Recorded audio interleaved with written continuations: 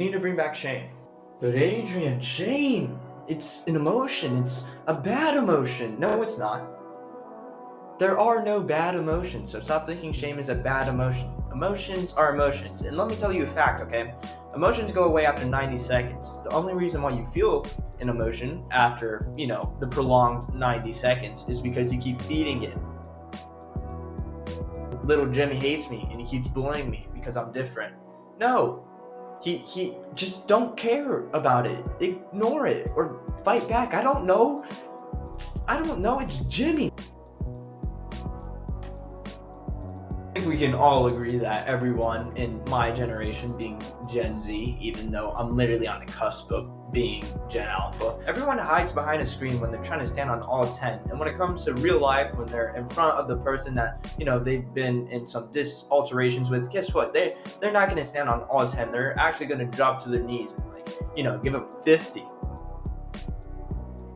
We don't like accountability and we don't like consequences for our actions, and the internet promotes that. So that's a reason. We feel no shame. We get situations such as developing a crush in a week, and in less than one business day, you tell the person.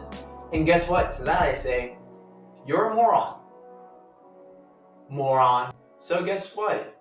Maybe if you just waited, I don't know, another week to confirm your emotions, you probably would not have been embarrassed and try to hide it by making it a dragged out month long.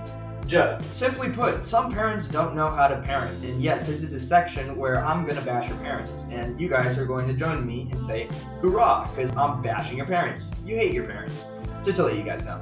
Anyways, yeah, your parents don't know how to parent, and some of us give us the starter kit of, emotional maturity consisting of kindness, respect, and, being a decent human being. And other parents give us the niceness of beer. Give me beer. Or son, no, I can't help you. I need to have my nice glass of Chardonnay tonight. I need to get a good bit of red wine, while I go on this date with this rich man. You can still learn. You can still be a good human being. I believe in you. Hopefully, because you don't understand how to deal with our emotions. Guess what? You don't achieve anything. You're just seen as a complete dickhead. So stop. Just take a moment and try to figure out a way to process your emotions. Like, I don't know, have you tried interpretive dancing? I've heard it works. The internet, it's a beautiful thing because you can get absolutely famous in one day, and you can get the two things that everyone oh so verily craves. Love and validation. All we want in life is these two things. To that I have to say, chef's kiss, because the internet can do it in one day. But let's be honest, it's probably not going to happen. It's pretty rare. There is a system, an algorithm for this. An algorithm. Nobody cares about your dead dog. Cause when you were 8, we do not care he died. Cause he probably was not important during the presentation. Yeah, I can sing, but I don't wanna talk about it. You know why? Because talking about your dead dog at 8 during elementary school, during the icebreaker when the teacher says, hey, what do you do over the summer? Yeah, no, you make everyone uncomfortable. Just how I made everyone uncomfortable by singing.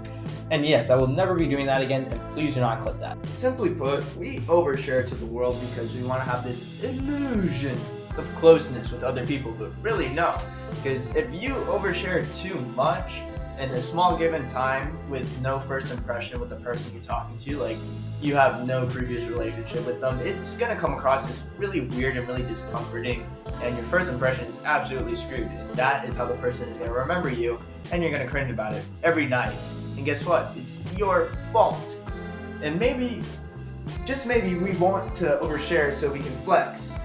Which personally, I'm 6 foot. Publicity is good publicity because it gets the one thing that we all so very want. Attention, a very basic primal feeling.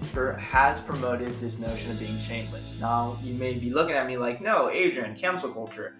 Just logically speaking, canceling the bad culture. Cancel culture does not work, and instead it promotes this the mentality within everyone in my generation that, hey, it's all or nothing. So, hey, I'm just gonna rage bait and troll this person to get clout because all attention is good attention. All publicity is good publicity. And to that I say, I cannot judge you. You do you. But honestly, if you end up in jail, it is not my fault. Shame is a signal, not a sentence. It tells you when something went wrong, not that you are wrong. So don't run from it, don't over-explain. Just own what happened in the moment. If you need to apologize, do so. If you need to drag it out for emotional baggage, do not do so. Because emotions last for more or less 90 seconds. Anything more than that, you're feeding the monster. So stop feeding the monster. Anyways, yeah, avoid turning that shame and anger into, the world, because in the end that's how you're going to end up being very bitter and being very fake and unbothered, but really you are very much so bothered. So instead, just use that as motivation to grow and level up as a person, because in the end everyone is going to feel shame. It's really how you deal with it that's going to set you apart from everyone else. Video, then stop acting shady. Hit that sub button. Don't be moving lazy. Drop a like too. Yeah, show me that spark. Or I'm pulling up in your recommended area, like it's Jurassic Park. Getting better at battle rap. I'm practicing under the scene.